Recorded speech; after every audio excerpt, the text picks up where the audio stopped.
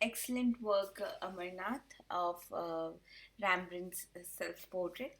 So, if you closely observe Rembrandt's portrait, like I have seen it in real, I would like to share my experience that all the shadow shapes, these brown or burnt umber values, all the shadow shapes here underneath the neck, the nose, these are very transparent. That means the color quantity is even less, and all the light areas you can see color overlapping each other, like I can feel the layers of color.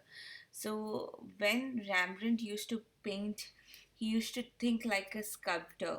So the areas which are to be pulled towards the viewer had more layers.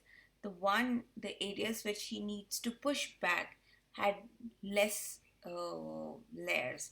So here, uh, see, this is the area, the nose you wanted to be pulled towards the viewer. So you have multiple layers. So you have an underneath painting, then you have a gray tone. Above that, you created this lighter gray, and on top of it, you place the highlight. Whereas these are the shadow shapes, so this will have the quantity, the color quantity would reduce. It will be just done in one or two layers. So I think you are very close to understanding his technique, and I really like the brush work around this area. It is going really good, and doing a lot of practice of Rembrandt will help you understand the old master technique, and that is something very much similar that we are using nowadays.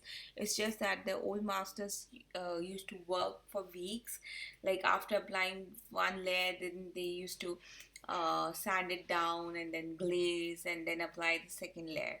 So but the same technique, the same application is being used in Alapima, which is wet on wet painting. That is what you did.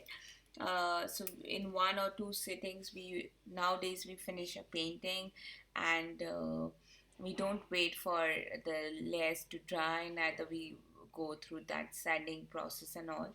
So both are equally good. Both are correct.